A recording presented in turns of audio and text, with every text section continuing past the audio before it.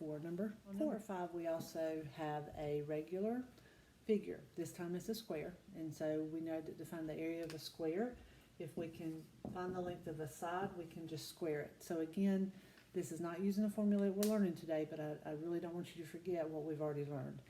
So we're going to hit one more of these, and then we'll dive into using the apothem and finding the area of a regular polygon the way we're learning for today's lesson. So this is a square, obviously. We still have to use some of what we've already learned today because all we know is the length of that piece of the triangle that is being formed by the middle of the square, which if I drop an altitude straight down and hit it at a right angle, that would actually be what we've called the apothem in today's lesson. And if I draw a circle here, which I can do that actually, you would see that this value is actually the radius of the circle. So that factors in, but we don't really need to use the apothem in the perimeter formula. We can just use the area of a square formula, which we know already. However, to do that, we do have to find the length of one side of the square. So I'm going to erase this circle so we can focus on that and learn, gather the information we need. The x value here is what I'm going to seek to find, and once I find that, I know if I double it, that gives me the full length of the side, and since it's a regular polygon and it's 4 sides, I would know it's a square, and so all the sides would be the same. So going back to what we did originally in this lesson, I need to know what these angle measurements are. Because of this being a square, I know I could divide this into 4 triangles. Since there's 4 sides, we go back to the 360 divided by 4, and once we do that, we get 90 degrees. So I know each of these angles is 90 degrees, and so if this whole angle is 90, then half of it is 45.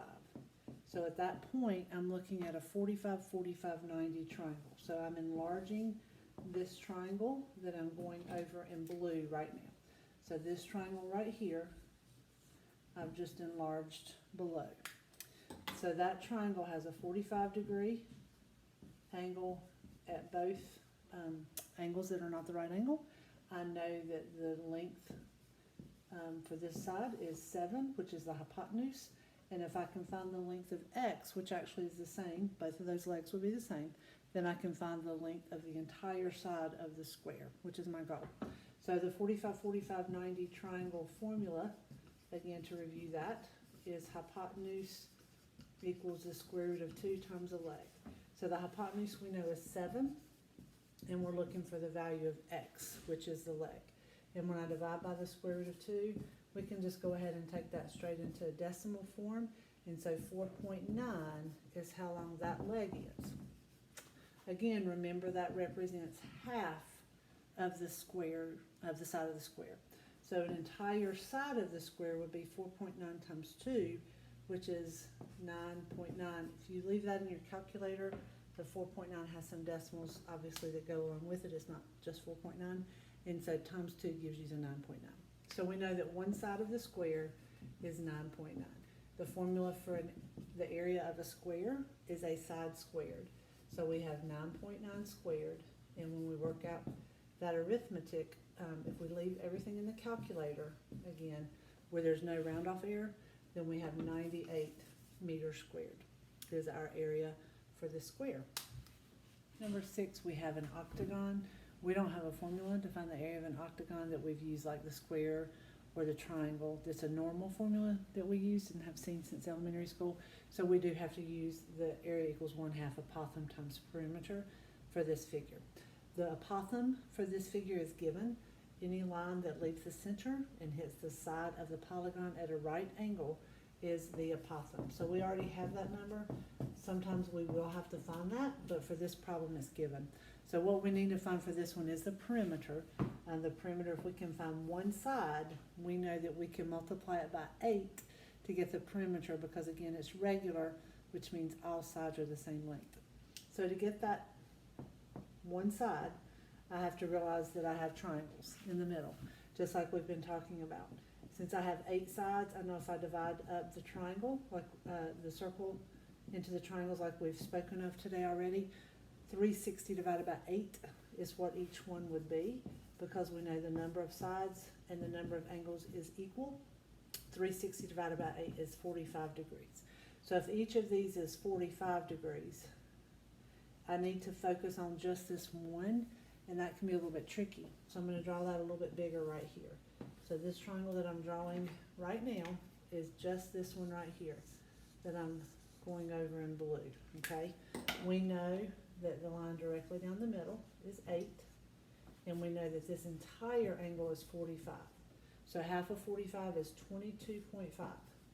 So I have a 22.5 degree angle, and then I know the altitude is 8, but my goal is to find the x. I know it's a right angle because the two form a straight line, and so what I'm going to need to take into account is the angle that's at the top, the 22.5, the 8, and the x. Those are the three values that I need the most. And if I look at just that triangle, hopefully you can see and remember what we did with sine, cosine, tangent. Again, it's a right triangle. It's not a 30, 60, 90. It's not a 45, 45, 90. So the other thing we have in our toolbox is the SOHCAHTOA formulas. From that angle, I have opposite and I have adjacent. So if you think back on those formulas, tangent goes with opposite and adjacent. So tangent of 22.5 equals opposite over adjacent. So that's going to equal x over 8. And then when I go to solve that, I'm just going to use my calculator. Tangent of 22.5, when I get that value and multiply it by 8, I get 3.3.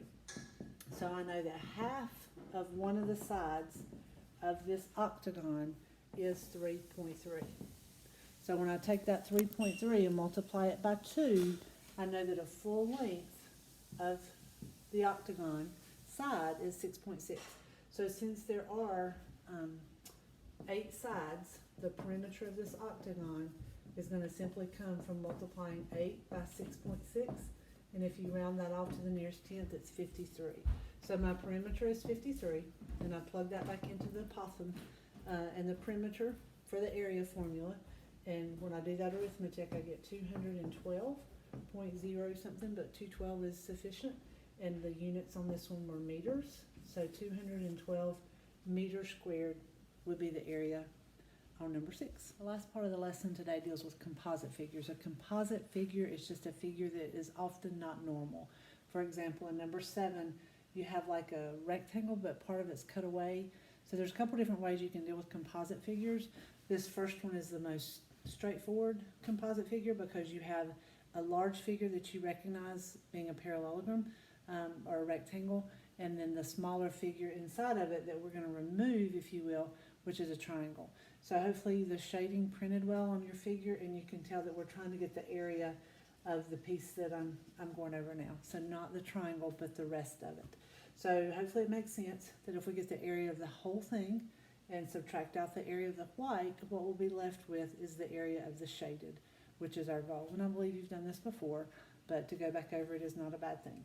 So I would start with finding the area of the parallelogram. The area of a parallelogram is always base times height.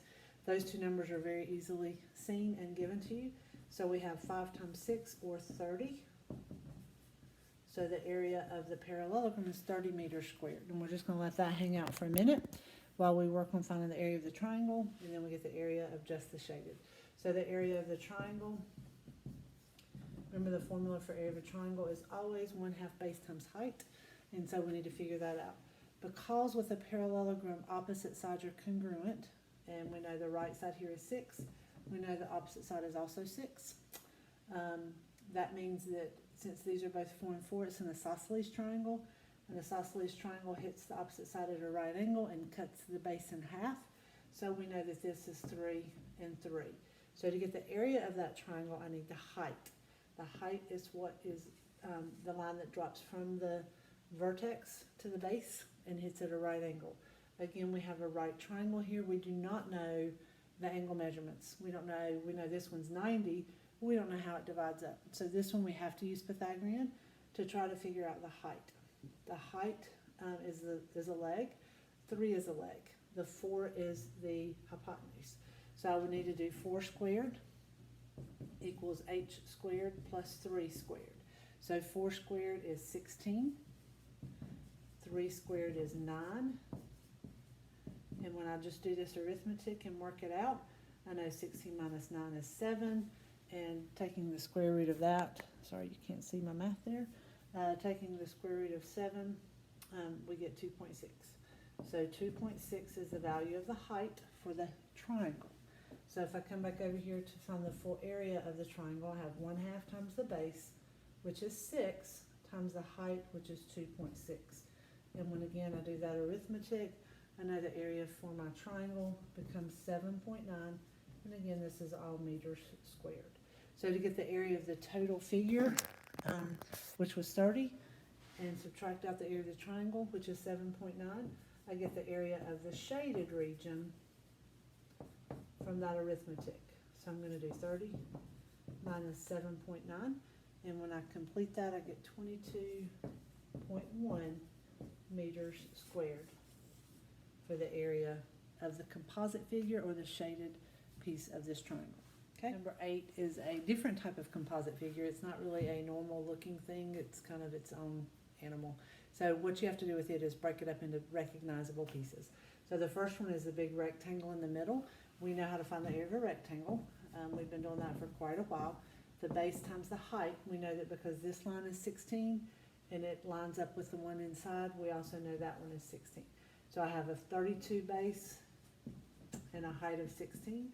So the area of the rectangle inside, 32 times 16, which is going to give me 512.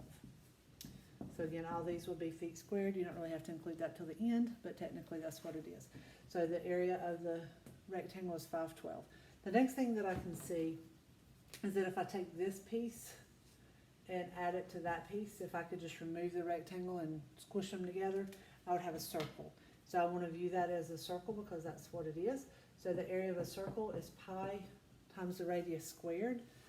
Because of that dot in the middle of your diagram, you know that's the center of a circle, and because this length is 16, I know half of that is 8.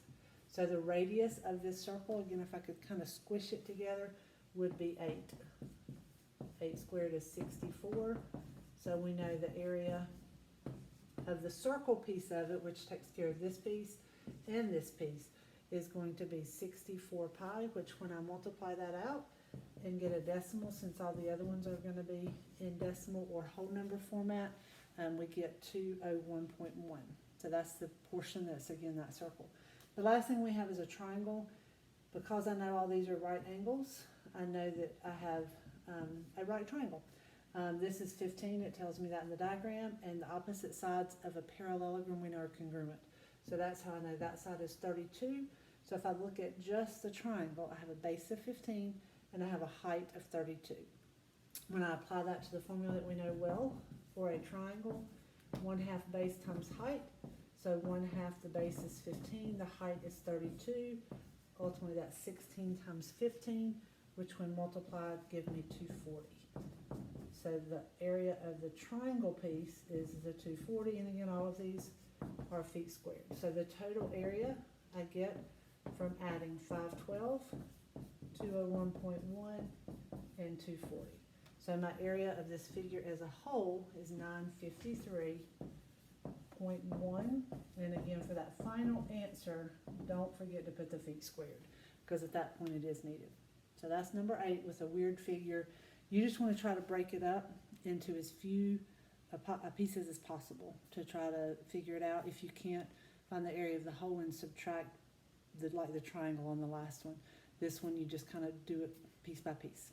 The last problem I'm going to do is number 18 from the assignment that you have to go over this material to make sure it makes